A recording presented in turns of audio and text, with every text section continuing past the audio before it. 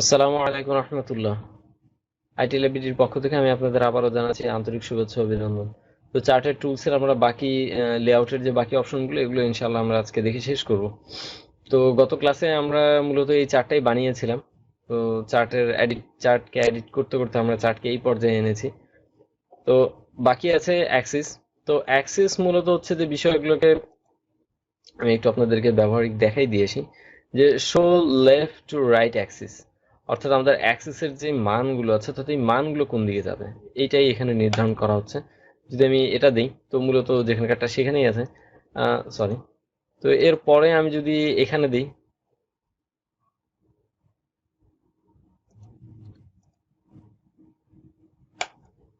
Right to left, তো দেখতে পাচ্ছেন যে এখানে পরিবর্তন হয়ে গেল, এদিকে চলে আসলো। তো এই হচ্ছে মূলত এটার কাজ। আর প্রাইমারি ভার্টিক্যাল অ্যাক্সিস, অর্থাৎ যদি আমরা চাই এগুলোকে পরিবর্তন করতে, অর্থাৎ এই মানগুলোকে পরিবর্তন করতে, তো এরকম তো হিবিজিবি হয়ে যাচ্ছে। আচ্ছা আমি একটু বড় করে দিই, তারপরে হিবিজিবি লাগছে। তো এই জন্য আসলে প্রয়োজন পড়ে না এগুলোকে খুব বেশি একটা নাড়াচাড়া করার। জাস্ট মিলিয়ন আকারে, মিলিয়নের ইয়াতে সংখ্যায় চলে আসছে, show millions, show billions, show log scale. তো এগুলো হচ্ছে যে বিভিন্ন অঙ্কের মাত্রায় এসছে। তো এই জন্য এগুলো আসলে যদি আপনাদের খুব বেশি প্রয়োজন হয় তখনই একমাত্র আপনার এগুলোকে হাতাহাতি করতে যাবেন। আদারওয়াইজ শুধু শুধু করতে যে এভাবে ডিজাইন নষ্ট করার কোনো প্রয়োজন হয় না। তো আমি জাস্ট নাম দিয়ে দিচ্ছি।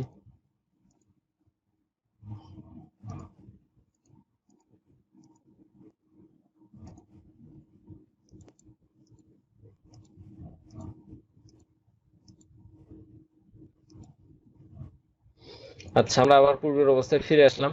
এখন আমরা আবার যে লেআউটে যাই, লেআউটে যে এখন দেখতে পাচ্ছি চার্ট ওয়াল, অর্থাৎ চার্টের যে ওয়াল সম্বন্ধে, তো সেই ওয়ালের বিষয়টা মূলত শো চার্ট ওয়াল, অর্থাৎ চার্ট ওয়াল এই যে গ্রেডিয়েন্ট কালারটা আমরা দিয়েছিলাম সেটা মূলত এখানে যদি আমি ক্লিক করি তো এটা জাস্ট চার্টের যে ডিফল্ট যে কালারটা সেটা এসছে। আর যদি আমরা চাই নান দেই তাহলে নান, অর্থাৎ চার্টের ওয়াল কিছুই দেখাবে না। আর যদি চাই যে না আমরা অন্য কিছু দিব তাহলে এই যে নিচে লেখা আছে মোর ওয়ালস অপশনস, তো আমরা এখানে গেলে ঠিক দেখতে পাচ্ছেন আমাদের আগের সেই পূর্বের অবস্থায় চলে আসবে। অর্থাৎ এই হচ্ছে যে আমাদের চার্টের ওয়ালের কালার। অ্যান্ড দেন এরপরে আছে হচ্ছে চার্ট ফ্লোর, অর্থাৎ চার্টের ফ্লোর আমরা কিভাবে রাখবো। এখানে দেখতে পাচ্ছেন চার্টের ফ্লোর বলতে বোঝাচ্ছে এই কালো অংশটা যেখানে আমার মাউসের কার্সর আমি নাড়াচ্ছি। তো যদি আমরা এটাকে নান করে দিই তাহলে ভালোভাবে বুঝতে পারবেন যে এর নিচে যে ফ্লোরটা ছিল ফ্লোরটা চলে গিয়েছে। এখন যদি আমরা চাই যে ফ্লোরে শো ফ্লোর দিই তাহলে আবার সেই কালো অপশনটা আসবে। এবং আমরা যদি পরিবর্তন করতে চাই মোরে অপশন করে পিকচার আছে, গ্রেডিয়েন্ট আছে, সলিড আছে, নান আছে, বিভিন্ন জিনিস আছে। তো আমি আমার পছন্দের পিকচারেই চলে যাচ্ছি এবং সেখানে যে এই মার্বেল পাথরটা দিয়ে এসেছি। তো এই হচ্ছে মূলত আমাদের chart wall and chart floor and 3D rotation. আপনারা এটা সম্বন্ধে আমার আর বলার মতন কিছু নেই। তো 3D format and 3D rotation এগুলো আপনারা আগে পরে আমি আপনাদেরকে দেখিয়েছি। তো আপনারা আপনাদের প্রয়োজন মতো, চাহিদা মতো আশা করি এগুলোকে পরিবর্তন করে নিতে পারবেন।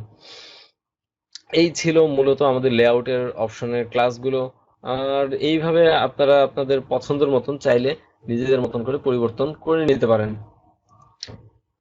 এরপরে ফরম্যাটের যে অপশন আছে, তো ফরম্যাটে গেলে আমরা দেখতে পাচ্ছি যে ফরম্যাটে ঠিক আগের মতনই আমাদের format selection, reset match style, এবং এখান থেকে আমরা চাইলে ফরম্যাটের বিভিন্ন স্টাইলগুলোকে পরিবর্তন করতে পারি সিলেক্ট করে করে। ইভেন এখানে যে আমাদের যে বিষয়টা আছে, এই বিষয়টাকে যদি আমরা দেখতে চাই তাহলে দেখতেই পাচ্ছি যে যেই অংশটা সিলেকশনে ছিল, অর্থাৎ এই অংশটা আমাদের সিলেকশনে ছিল, তো সিলেকশনে থাকার কারণে এখান থেকে আমি যেটাকেই যে স্টাইলটাই পরিবর্তন করবো তো সেই স্টাইলটা, সেই কালারটা ঠিক এখানে আমি যেটার উপর হোভার করছি এই কালারটা তো সেটাই হয়ে যাবে। এটা হচ্ছে মূলত বিষয়। ইভেন আমি যদি পিছনেরটাকে সিলেক্ট করি দেন এটাকে যদি ক্লিক করি তাহলে দেখতে পাচ্ছেন যে আমার পিছনের রংটাও পরিবর্তন হয়ে গিয়েছে। অর্থাৎ আমি যেটাকে অপশনে রাখবো, অর্থাৎ আমি যদি এখন এই যে চার্ট ওয়াল, যেটা চার্ট ওয়ালটাকে সিলেকশনে রেখেছি এবং চার্ট ওয়ালটাকে সিলেকশনে রাখার পরে তো এইখানে চার্ট ওয়ালের, অর্থাৎ এই যে যে লাইনগুলো, অর্থাৎ এই লাইনগুলোকে যদিও পরিবর্তন করতে চায় তাহলে এইভাবে পরিবর্তন করতে পারে। এবং আমি চাইলে এখান থেকে এইভাবে কালারও পরিবর্তন করে দিতে পারি। Okay, and then shape fill, shape outline, not so hard, it also easy. তো আমরা যদি এখান থেকে শেপ ফিল কালারটা পরিবর্তন করি তো জাস্ট আমার এটা সিলেকশনে ছিল, যার কারণে আপনারা দেখতে পাচ্ছেন যে এটার ফিল কালারটা পরিবর্তন হয়ে গিয়েছে। এবং আমরা যদি চাই যে এখানকার ফিল কালার পরিবর্তন করব, তো সেটাও পারবো। এখানকার শেপ আউটলাইন যদি পরিবর্তন করতে চাই, তো সেটাও পারবো। আচ্ছা, এখানে মূলত আউটলাইন আসলে পরিবর্তন হওয়ার মতন তেমন কিছু দেখছি না, যার কারণে আমাদেরকেও দেখাচ্ছে না।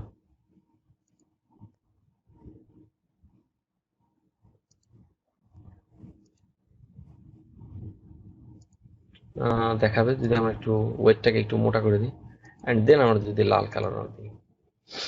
দেখতেই পাচ্ছেন কি পরিবর্তন হয়েছে। দেখতে একটু খ্যাত মার্কা দেখা যাচ্ছে। তো আমি জাস্ট এটাকে একটু রিমুভ করে দিলাম।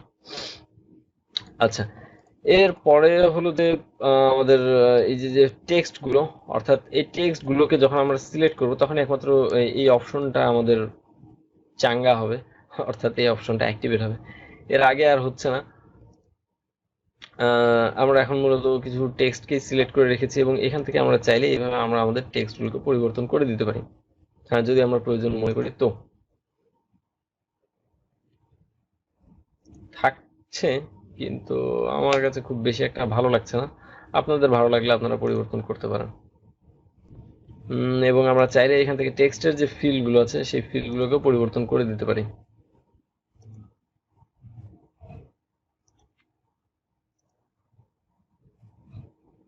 আমি মূলত লাল রংটা বারবার এই জন্য নিচ্ছি যেন আপনাদের বুঝতে এবং দেখতে সহজ হয়।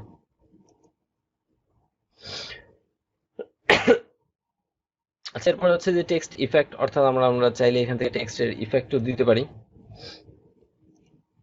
দেখতেই পাচ্ছেন অনেক সুন্দর পরিবর্তন হয়ে গিয়েছে, তবে এখানে 3D দেওয়ার মতন কোনো অপশন নেই, থাকলে হয়তো বা দিয়ে দিতে পারতাম। চাইলে এখান থেকে আমরা টেক্সট গুলোও দিতে পারি, এবং এখানকার যে পজিশন, টেক্সট র্যাপিং, অ্যালাইন, এই বিষয়গুলো আলহামদুলিল্লাহ আপনাদের জানা আছে। এর আগে আমি আমাদের ক্লাস আপনাদেরকে বিভিন্ন ক্লাসে দেখিয়েছি। যদি আপনাদের প্রয়োজন হয়, আপনারা আমাদের বিগত ক্লাসগুলোকে দেখে আসতে পারেন। তো আজকের মতো এই পর্যন্তই। আলহামদুলিল্লাহ, আশা রাখি আমাদের ইনসার্টের আন্ডারে যে চার্ট, তো এইটার ব্যাপারে সমস্ত কনফিউশন আপনাদের দূর হয়ে গিয়েছে। এরপরে যদি আপনাদের কোনো সমস্যা থাকে, সন্দেহ থাকে, কোনো প্রবলেম থাকে, অবশ্যই আমাদেরকে কমেন্ট বক্সে জানাবেন। আমরা আপনাদের সাধ্যমতো চেষ্টা করব সমাধান করে দিতে। সো আজকের মতো এই পর্যন্তই। আল্লাহ হাফেজ।